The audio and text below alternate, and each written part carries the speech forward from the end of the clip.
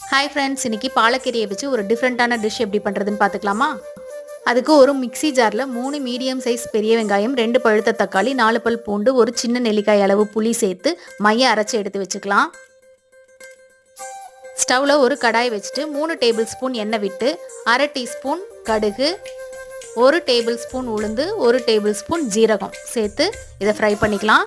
இதுக்கு தேவையான மசாலாக்கள் ஆட் பண்ணிக்கலாம். 1 டேபிள் ஸ்பூன் மல்லித்தூள், 1/2 டேபிள் ஸ்பூன் மிளகாய்த்தூள், 1/4 டீஸ்பூன் மஞ்சத்தூள். இதை சேர்த்து நல்லா கலந்து விட்டுட்டு நம்ம அரைச்சி வச்சிருக்கிற விழுதையும் இதிலேயே ஆட் பண்ணிக்கலாம். மிக்ஸி ஜாரில் கொஞ்சமாக தண்ணி விட்டு அந்த தண்ணியை மட்டும் சேர்த்துக்கலாம். இந்த கிரேவி பாதியாக சுண்டின பின்னாடி 1 கட்டு பாலக்கீரையை கழுவி சுத்தம் பண்ணி கட் பண்ணி வச்சுருக்கேன். அதை சேர்த்துட்டு இதுக்கு தேவையான அளவு உப்பு சேர்த்து கிளறி விட்டுக்கலாம். கீரையிலேருந்து தண்ணி விடும், அந்த தண்ணியெல்லாம் நல்லா சுண்டணும். அதுக்கப்புறம் சிம்மில் ஒரு 5 நிமிஷம் மூடி வச்சு குக் பண்ணோம்னா எண்ணெயெல்லாம் மிதந்து வரும். இந்த ஸ்டேஜில் ஆஃப் பண்ணி சூடான சாதத்தில் போட்டு சாப்பிட்டிங்கன்னா சூப்பராக இருக்கும்.